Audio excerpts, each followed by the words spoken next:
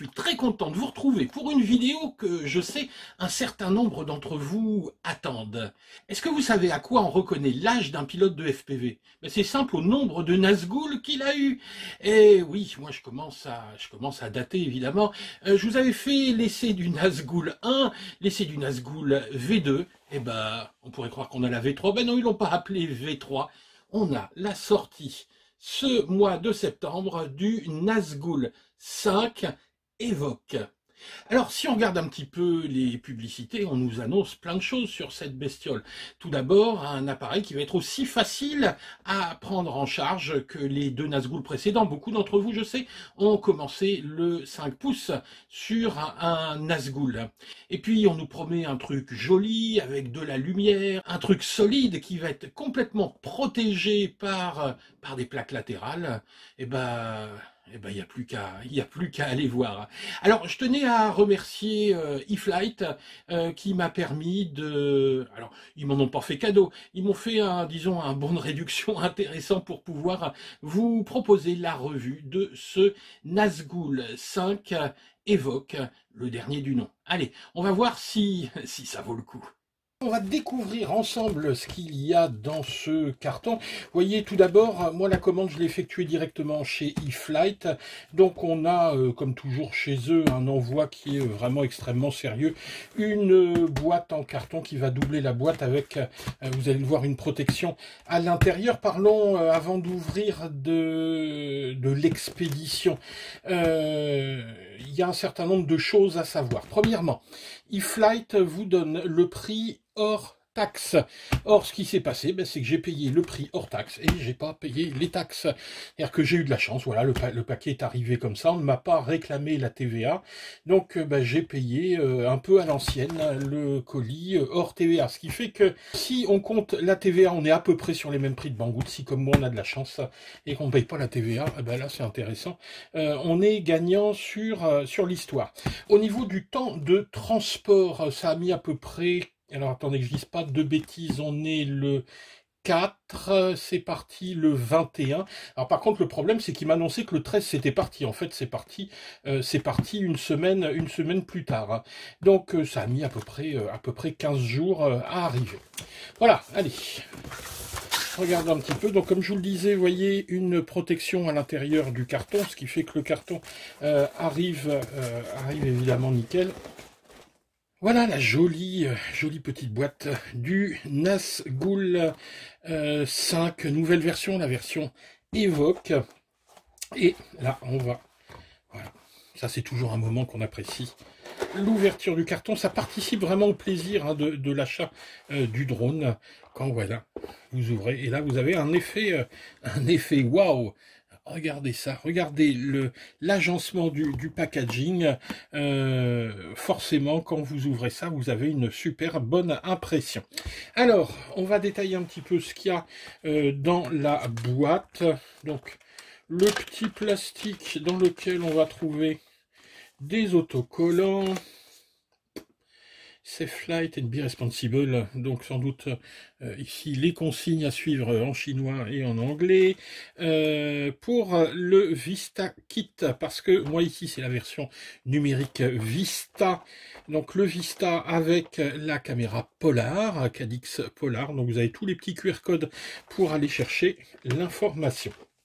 Alors, on va regarder un petit peu tout ce qu'il y a dans cette boîte. Allez, je prends comme ça vient. Donc, un petit plastique ici avec de la visserie. Les petits tubes d'antenne, même si moi, j'en aurais pas besoin parce que je l'ai pris en version Crossfire. Un petit câble, donc ici c'est de l'USB-C, alors ça c'est bien parce que voilà, comme ça vous emmerdez pas à prendre celui de votre téléphone, vous l'avez directement. Une petite clé, je ne sais pas à quoi ça sert, pourquoi on en aura besoin, mais bon, oui, il y a une vis, bon. Un écrou, on verra à quoi il sert. Ici, les petits écrous pour les hélices, ça c'est logique. Des sangles, alors des sangles, j'en ai une large, une moins large. Ici, deux sangles E-Flight plus celle qui est directement sur l'appareil. Ça fait 3 sangles. On a les petits antidérapants. Hop, allez, je les sors. Donc ça, on les installera. Donc les petits antidérapants pour la batterie. Et on a 2 jeux ici d'hélices qui sont ici retenus par une petite truc en plastique. Hop, un jeu de 4 hélices, un deuxième jeu. Hop, de 4 hélices. Donc ça fait un jeu de rechange. Donc je regarde, sont les Nazgul F5. Alors les Nazgul F5, si je dis pas de bêtises, c'est exactement les mêmes que les Etix S5. Parce que l'autre jour, j'avais plus d'Etix, puis j'ai pris des Nazgul F5. Je les ai mis côte à côte, visiblement, c'est exactement la même chose. Et il nous reste le meilleur pour la fin. La petite bête. Par contre, c'est pas encore sorti. Waouh. Waouh, waouh. Ah oui, là, attention, hein. Là, ça rigole plus. Ça rigole plus du tout. On est vraiment sur une super machine. On a vraiment l'impression ici que c'est le quad, le drone 2.0, sorti directement de l'espace. Alors ce qui frappe évidemment sur ce drone, c'est les plaques latérales. On voit plus rien du tout, hein. On voit plus du tout l'électronique. Tout est à l'intérieur. Donc au niveau protection, là c'est vraiment optimal. Même regardez ici, la prise XT60 est intégrée dedans. D'ailleurs, je suis en train de me dire, tiens, j'ai oublié quelque chose. Ah oui, ça se trouve là. J'ai oublié la petite antenne. Hop, la petite antenne qui va venir se mettre là. Tac, voilà. Alors je regarde, j'ai rien oublié, non c'est bon, hein. Là j'ai tout. Donc comme je disais, la XT60 qui est intégrée à l'intérieur, voilà, hein. Et puis là on trouve ici donc l'antenne ici du Crossfire. Voilà, donc il n'y aura pas normalement grand chose à faire sur cet engin qui arrive là, bah, tout près, hein. Le récepteur est installé, donc je vais avoir à binder, à passer ça sous Betaflight, et puis on va vite aller voler. Donc moi je vais quand même jeter un petit coup d'œil, hein. Je vais ouvrir pour voir, pour être sûr de ne pas avoir de surprise, et puis on se retrouve pour la revue technique. On va regarder un petit peu en détail les spécificités de cet appareil. Non mais franchement, regardez-moi cet appareil, regardez-moi cette belle bestiole. Il est, ben c'est simple, il est splendide. Honnêtement, alors je vais pas vous faire l'article, hein. C'est pas mon objectif, ça n'a jamais été mon but, mais de tous mes drones raceurs actuellement, c'est le plus beau, hein. Il y a vraiment pas de souci à ce niveau-là. Au niveau look, il est vraiment imbattable. Et on va voir que il n'y a pas qu'au niveau look où il risque d'être imbattable, ce nouveau Nazgul. Donc c'est le Nazgul Evoque. Alors celui-ci c'est le F5D. On verra d'ailleurs pourquoi D juste après. Alors on va quand même parler un petit peu du principe et de l'optique d'e-Flight pour la réalisation de ce nouveau Nazgul. Ils ont vraiment mis le paquet sur l'ingénierie et sur la performance. On a vraiment ici un appareil qui est abouti, où on sent qu'il y a vraiment des solutions qui ont été cherchées. Tout d'abord au niveau de l'intégration de l'électronique. Il n'y a rien, regardez, il n'y a rien qui dépasse. Hein, pourquoi il n'y a rien qui dépasse? Parce que tout est protégé. Protégé sur le côté ici par des plaques latérales. Et quand on ouvre ensuite, tout est vraiment à sa place. Il n'y a rien qui dépasse. Il n'y a même pas une prise XT60 qui dépasse. Pourquoi? Parce qu'elle est intégrée à ce niveau-là. Le look aussi, il est donné évidemment par les fameux bandeaux de LED. On a deux bandeaux de LED ici sur le côté, on a des bandeaux de LED en dessous. Regardez un petit peu la gueule qu'il a avec ces LED. il est vraiment juste magnifique. C'est simple, il est déjà beau quand il n'est pas illuminé, mais quand il est allumé, alors là, c'est vraiment la fête. Et puis après, bah, si on regarde un petit peu ce qu'il y a dedans, parce qu'il pourrait être beau, il pourrait être bien fini, avec des trucs à leur place, mais s'il y avait du matos de bip à l'intérieur, eh ben évidemment, bah, ça servirait à rien. Mais on va voir qu'on a en plus du matos de qualité. Alors, ce drone, ce Evoque, ce Nazgul troisième génération Evoque, c'est avant toute chose un drone parfaitement à la carte. Vous allez pouvoir commander le drone dont vous avez envie. Alors, qu'est-ce qu'on a comme possibilité? Tout d'abord, la frame. On a deux types de frame proposés. Moi, regardez ici, j'ai une frame qu'on appelle frame en Dead Cat. Regardez, on n'a pas une frame symétrique.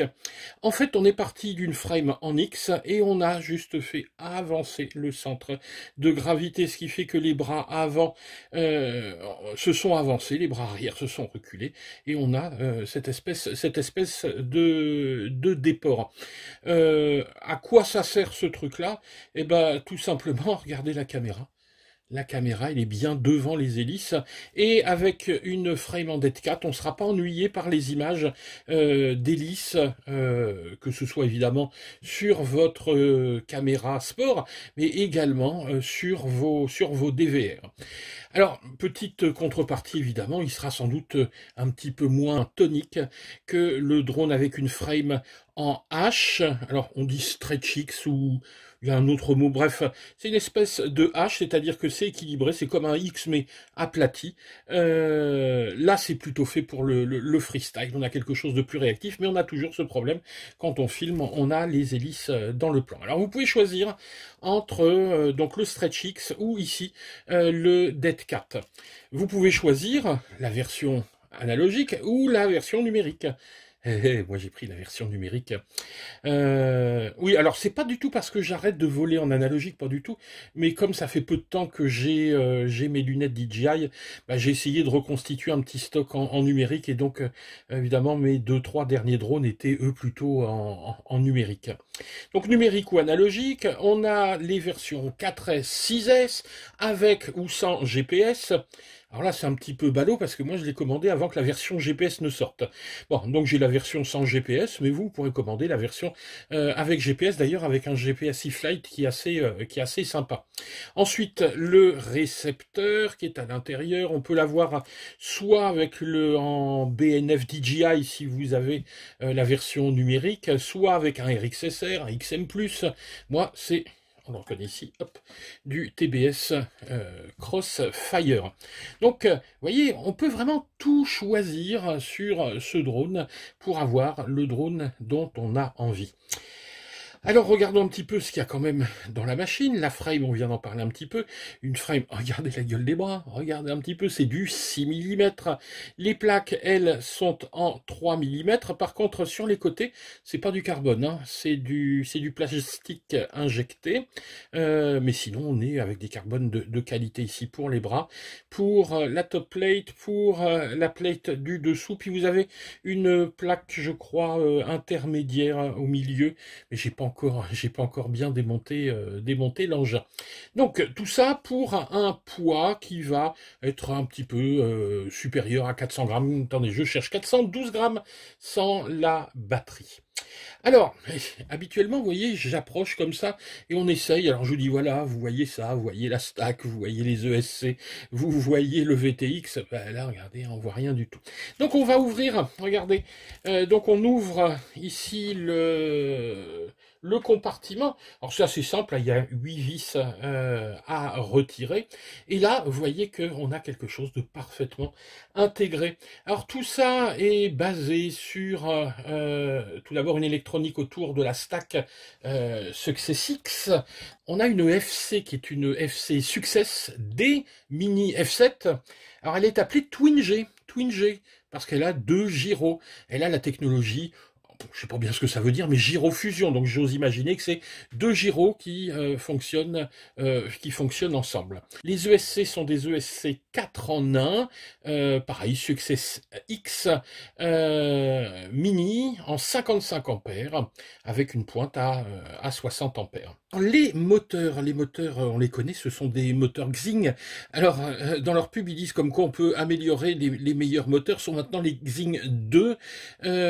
Ces Xing 2 sont des 2207. Alors moi, j'étais un petit peu frappé du fait, regardez, ils sont tout noirs. Ils sont tout noirs, il n'y a aucun marquage. Ils sont pas, enfin, ils s'intègrent bien honnêtement avec le reste du look. Si on avait eu des moteurs dorés avec le reste de l'appareil, effectivement, ça aurait pas été tip top. Donc des 2207 avec. Alors, vous regarderez la fiche technique hein, parce que moi je suis pas forcément motoriste, mais visiblement on a un certain nombre de specs à l'intérieur qui sont impressionnantes, notamment au niveau des roulements, au niveau des aimants, etc. Donc c'est vraiment ici du moteur, c'est pas du moteur pourri, c'est pas non plus un moteur ultra haut de gamme, mais c'est vraiment du bon moteur ici. Ensuite, de quoi je vous ai pas parlé? Bah oui, la vidéo, la partie vidéo. Alors moi évidemment ici j'ai rajouté ma caméra. Au passage, juste un petit mot là-dessus. On a la possibilité de commander en option le support pour une GoPro. Mais moi, comme j'ai pas de GoPro, je suis toujours embêté parce que on peut acheter des supports GoPro, mais moi, voilà, ça fonctionne pas. Et là, super, regardez, l'appareil arrive avec une fixation universelle. Donc effectivement, bon, c'est peut-être un petit peu plus lourd, c'est peut-être un petit peu plus grossier, mais moi j'aime bien parce que ma cage ici pour mon Insta One R s'intègre parfaitement et j'ai rien eu à faire. Donc vous voyez, la caméra ici s'installe extrêmement facilement avec cette petite fixation universelle. Alors, si on accepte ça, parce qu'évidemment c'est la mienne, c'est pas livré avec. On a, moi dans ma version qui est la version numérique, on a ici un Cadix Vista, c'est-à-dire un VTX numérique, avec la nouvelle ici Cadix Polar. Alors cette Cadix Polar, on commence à la connaître, c'est une caméra, on va dire moyen de gamme plus, c'est-à-dire c'est juste en dessous de la caméra DJI.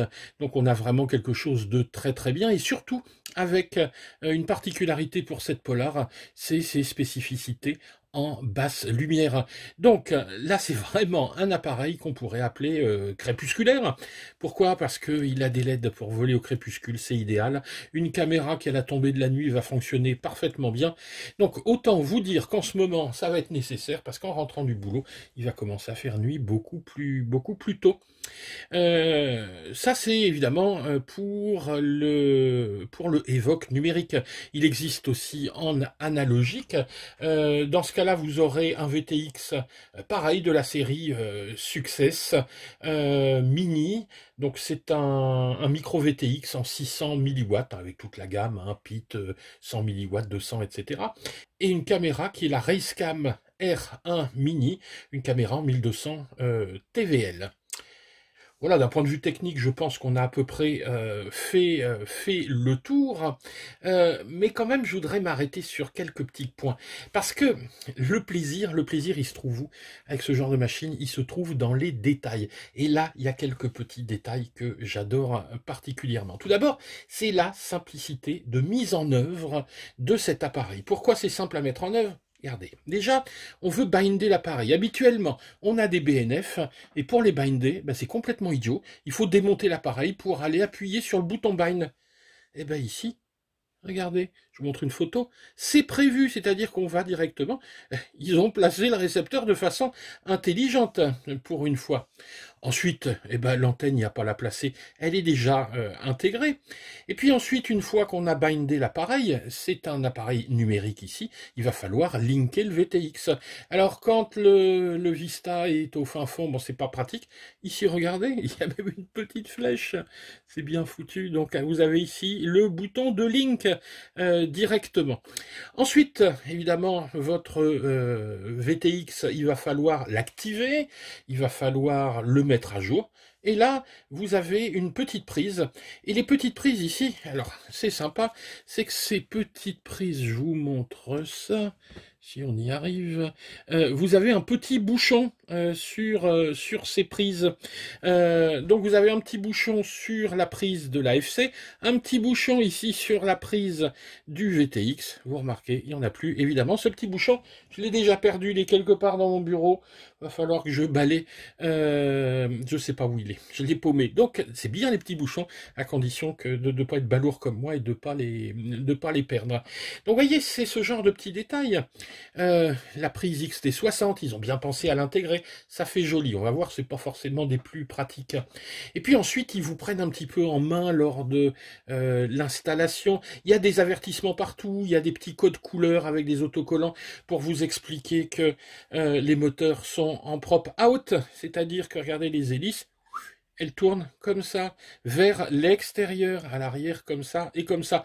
Donc ça vous évite de monter vos hélices à l'envers.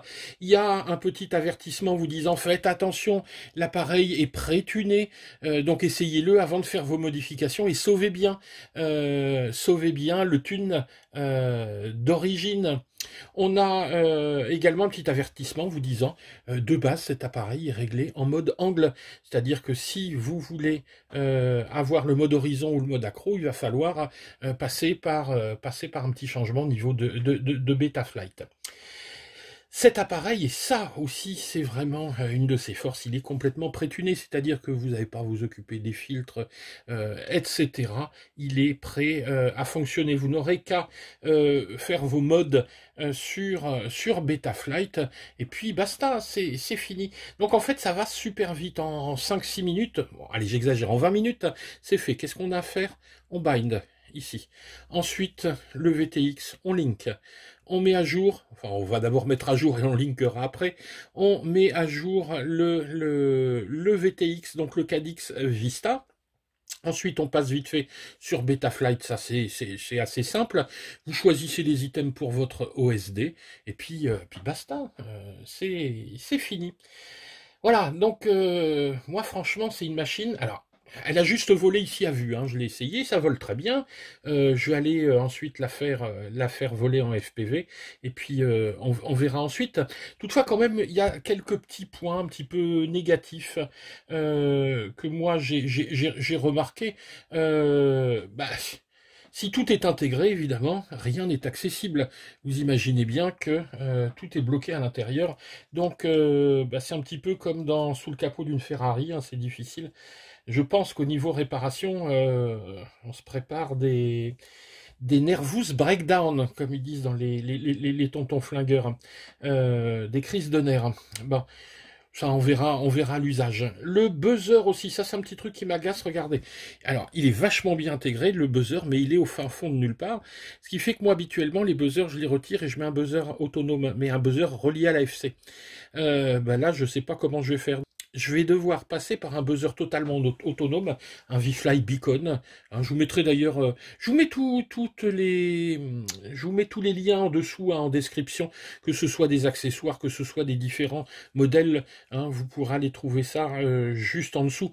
N'oubliez pas, hein, passer par nos liens, c'est important. C'est vraiment ce qui nous permet de vous filer du contenu et de continuer à tourner nos vidéos d'essai pour que vous puissiez faire vos achats sans vous faire avoir.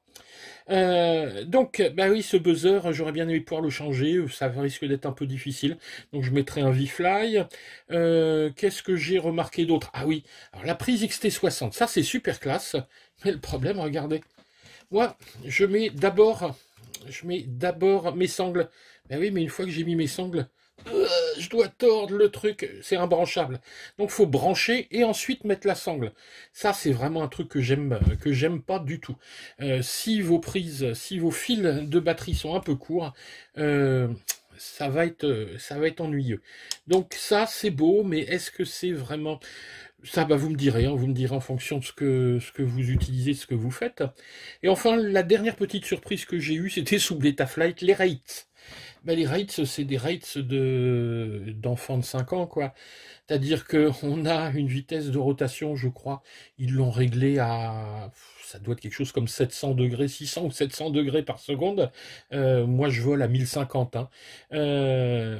Pareil, l'expo, ils ont mis 0,6 d'expo, 60% d'expo. Moi, je vole avec 0,10. Donc, bah, j'ai réduit tout ça. Par contre, évidemment, pour moi, si c'est ennuyeux parce qu'il a fallu le changer, quand on est débutant, bah, on va se sentir en sécurité, on n'aura touché à rien. C'est vraiment un appareil qui va permettre de rentrer dans le loisir, dans le 5 pouces, avec un matériel qui va être un matériel durable, bien conçu, de qualité, et puis j'espère qu'il sera pas prise de tête.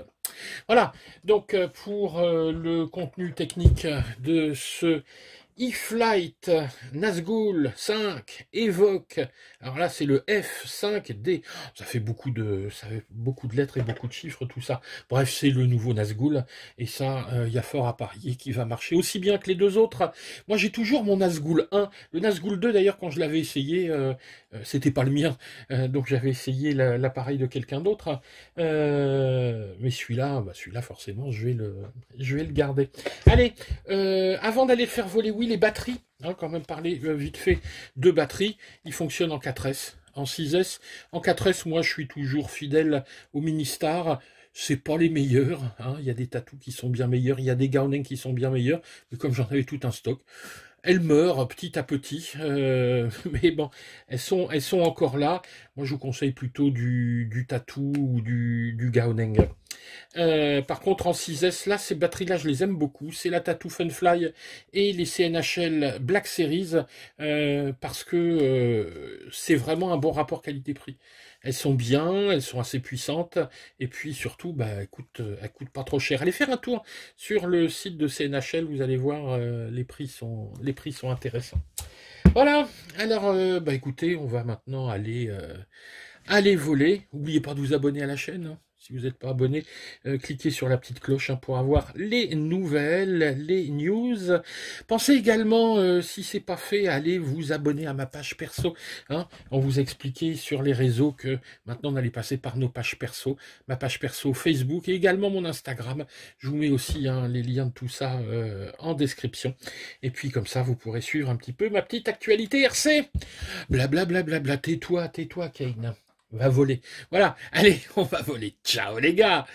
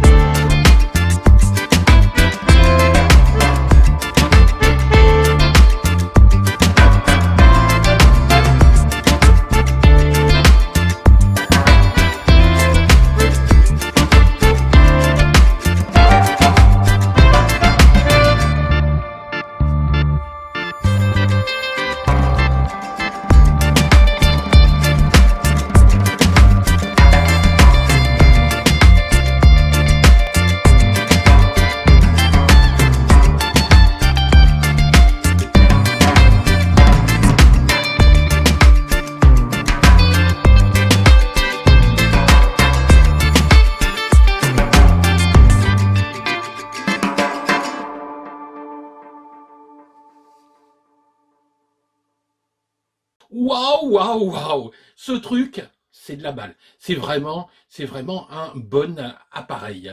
Alors, il est peut-être pas parfait, mais franchement, vous avez vu, c'était mon premier vol et mon second vol. Je n'ai fait que 2 vols avec cet appareil et tout de suite, on se sent à l'aise, on a envie de faire le foufou. Faudra faire gaffe quand même. Voilà. Alors celui-là, vous pouvez y aller les yeux fermés. Il fait partie de ces quelques appareils qu'on peut acheter sans souci. Ça a l'air d'être un appareil solide, en tout cas au premier vol, hein, je dis bien au premier vol, parce qu'ensuite il faudra voir dans le temps ce qu'il vaut, il a l'air vraiment pas mal. Quelques petits points quand même que je tenais à signaler, parce que c'est vrai qu'on a tendance facilement à dire du bien, mais il faut aussi dire où sont les défauts.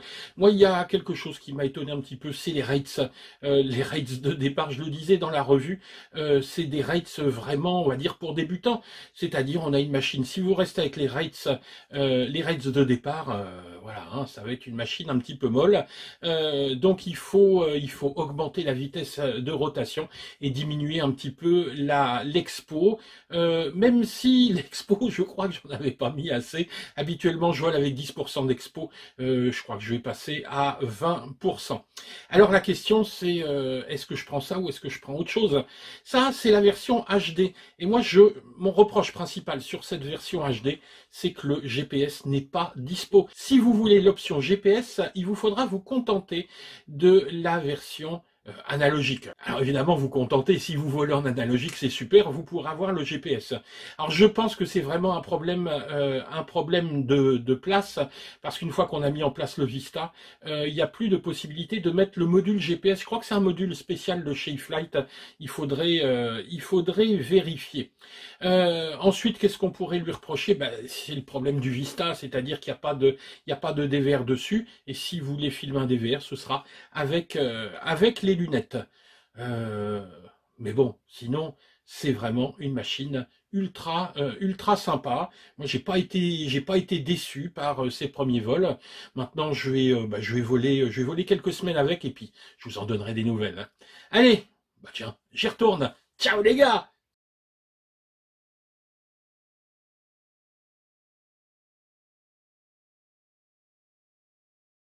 Envoyé, c'est pesé, c'est vendu, trop de but.